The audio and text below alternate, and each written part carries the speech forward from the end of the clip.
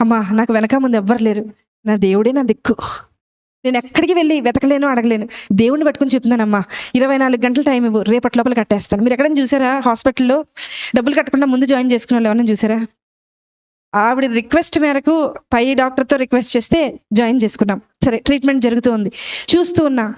మొదటి గంట చూసా ఆవిడ ఏం చేస్తుంది, ఎవరికైనా మెసేజ్లు పెడుతుందా, ఎవరికన్నా వాట్సాప్లో మెసేజ్ పెట్టి డబ్బులు ఏమన్నా డొనేషన్ లాగా గ్యాదర్ చేస్తేమో. మధ్యాహ్నం 11:30కు ఆ సమయంలో అడ్మిట్ చేశాం. 12:30 అవ్వింది. అందరినీ అడిగా, ఆవిడ ఉన్నారు కదా, ఆవిడ ఏం తిన్నారో ఒకసారి అడుగుతారంటే మా నర్సులు అందరూ అన్నారు, మేడం ఆవిడ మోకరించింది, ప్రార్థన చేస్తుంది, అసలు మేము వెళ్తున్నా పక్కకి తప్పుకోవట్లేదు మేడం, మేము అలాగే ట్రీట్మెంట్ చేసి వచ్చేస్తున్నాం అన్నారు. సరే ఆవిడని డిస్టర్బ్ చేయదు. మధ్యాహ్నం 1:30 అయింది, చూశాను ప్రార్థన చేస్తుంది. సాయంత్రం 4:30 అయింది, చూశాను ప్రార్థన చేస్తుంది. రాత్రి 6:30 అయింది, చూశాను ప్రార్థన చేస్తుంది. రాత్రి 9:30 అయింది, చూశాను ప్రార్థన చేస్తుంది. రాత్రి 11:30 అయింది, అంటే ఆవిడ మోకరించి 12 గంటలు అవుతుంది, ప్రార్థన చేస్తుంది. 1:30 రాత్రి 1:30 అర్ధరాత్రి ప్రార్థన.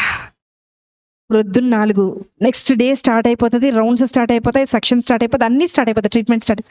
మాకు స్టార్ట్ అయిపోయింది కానీ ఆవిడకి మాత్రం ప్రార్థన ఎండవల. 7:30 ప్రార్థన. మరుసటి రోజు 8:30 ప్రార్థన. 9కి బిల్ వచ్చేస్తుంది జనరేట్ అయ్యి, ఆ రోజుకి డే స్టార్ట్ అవ్వాల్సిన బిల్ వచ్చేస్తుంది. బిల్ వచ్చింది, అందరు పేషెంట్స్ రౌండ్స్ అయిపోయినాయి, ఈవిడ దగ్గరికి వెళ్ళాలి.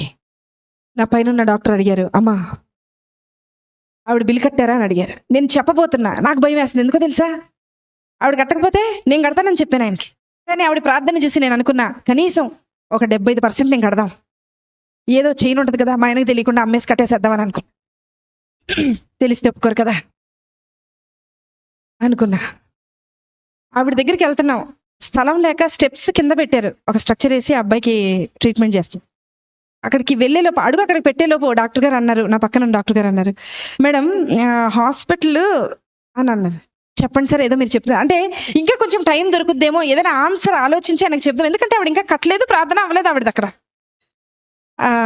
అంటే ఆయన అన్నారు, మేడం యాక్చువల్గా ఈరోజు మా అమ్మగారు చనిపోయి 10 సంవత్సరాలు అవుతుందండి, ఈరోజు 10వ సంవత్సరం వర్ధంతి, వాళ్ళకి చెప్పేయండి మేడం, వాళ్ళకి ఫ్రీ ట్రీట్మెంట్ చేసేద్దాం, వాళ్ళ దగ్గర రూపాయి కూడా తీసుకోతాను. నేను వెళ్ళి లేపాను ఆవిడ్ని, లేపి తీసుకొచ్చాను. బిల్లు కట్టక్కర్లేదు నువ్వు అన్నా.